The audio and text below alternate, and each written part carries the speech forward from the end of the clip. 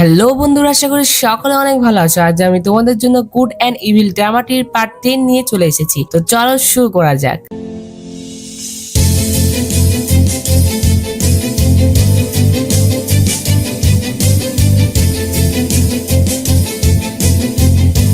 এপিসোডের শুরুতে আমরা দেখতে পাই হ্যান আলমারিতে লুকিয়েছিল। তখন সেখানে লিয়ান চলে আসে, আর লিয়ান যখন আলমারির গেটটি খোলার চেষ্টা করে তখন সে আর খুলতে পারে না, কারণ হ্যান ভিতর থেকে সেটা ধরে রেখেছিল। আর সে অনেক চেষ্টা করার পরে যখন খুলতে পারে না, তখন কিং ইউনং তাকে ডাক দেয়, আর যেটাতে সেই আলমারিটি না খুলে সেখান থেকে চলে যায়। আর লিয়ান যখন সেখান থেকে চলে যায় তখনই চুনিয়াও এসে হ্যানকে বের করে। আর আমরা দেখতে পাই লিয়ান কিং ইউনং এর কাপড়ে নেশা জাতীয় কিছু একটা মিশিয়েছিল, যেটার জন্য হ্যান তার কন্ট্রোল হারাতে থাকে আর সে অদ্ভুত অদ্ভুত কাজ করতে থাকে। আর তখন হ্যান চুনিয়াকে বলে যে তুমি এত সুন্দর কিভাবে হতে পারো। এই কথা বলে সে চুনিয়াকে কিস করে, আর এরপরে সে পানিতে পড়ে যায়। তো এরপরে আমরা শিয়াও শ্যানকে দেখতে পাই। সে মন খারাপ করে দাঁড়িয়েছিল, সে কিং ইউনং এর কথা ভেবে কান্না করছিল। তখন সেখানে কঞ্চি চলে আসে। কঞ্চি এসে তাকে বলে যে সে তার জন্য একটি ডিনার প্রস্তুত করেছে। আর তখন কঞ্চি বলে যে এগুলো সব সে নিজে তৈরি করেছে, অর্থাৎ রান্না করেছে আর কি। আর এরপরে কঞ্চি তাকে স্টিম বান খেতে বলে। স্টিম বান চাইনিজ ফুড ছিল। আর তখন সেই স্টিম বান দেখে শিয়াও শ্যান বলে যে এর মধ্যে এত রেড বিন কেন। আর তখন কঞ্চি বলে যে যখন আমি মার্শাল আর্ট অনুশীলন করতাম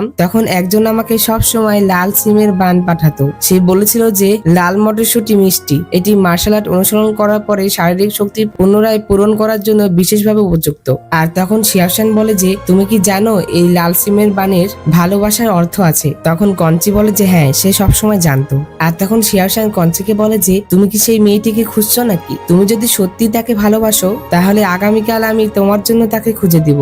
তখন কঞ্চি বলে যে এটা আমার দোষ যে আমি তাকে হারিয়ে ফেলেছি। তো এরপরে তারা ড্রিঙ্কস করে। আর এরপরে শিয়াও শ্যান কঞ্চিকে বলে যে যেহেতু তুমি আমার জন্য রান্না করেছো, যার জন্য আমি তোমাকে আজ থেকে কুম্ফু শিখাবো। আর তুমি যদি তোমার ভালোবাসার মেয়েকে আবারও পেয়ে যাও তাহলে তুমি যেন তাকে রক্ষা করতে পারো। আর এরপরে শিয়াও শ্যান তাকে ফাইট শিখাতে থাকে, অর্থাৎ কুম্ফু। তারা যখন কুম্ফু শিখছিল তখনই সেখানে আতশবাজি ফুটানো হয়। আর তখনই শিয়াও শ্যান সেই আতশবাজি দেখতে থাকে। আর শিয়াও শ্যানকে আতশবাজি দেখতে দেখে কঞ্চির সেই কথা মনে পড়ে যখন তারা দুজন একসাথে আতশবাজি দেখছিল। তো এর পরের দিন আমরা দেখতে পাই চুনিয়াও আর হ্যান একসাথে শুয়েছিল। আর তখন চুনিয়াও এর চোখ খুলে। আর তখন চুনিয়া ঘুম থেকে উঠে দেখে যে সে হ্যানের সাথে শুয়ে আছে। আর তখন হ্যানও জেগে যায়। আর তখন হ্যান জেগে দেখে যে সে চুনিয়াওয়ের সাথে শুয়ে আছে। আর হ্যান যখনই দেখে সে চুনিয়াওয়ের সাথে শুয়ে আছে, যেটাতে সে অনেক ভয় পেয়ে যায়। আর সে লাথি মেরে চুনিয়াওকে ফেলে দেয়। আর তখন চুনিয়াও অনেক রেগে যায়। সে বলে যে তুমি আমাকে লাথি মারলে। আর তখন হ্যান বলে যে তাহলে তুমি সম্পূর্ণ ড্রামাটি যদি তোমাদের দেখতে হয় তাহলে অবশ্যই আমার চ্যানেলে প্রবেশ করবে এবং চ্যানেলে প্লে লিস্টে চলে যাবে, এবং প্লে লিস্টে যাওয়ার পরে তোমরা এখানে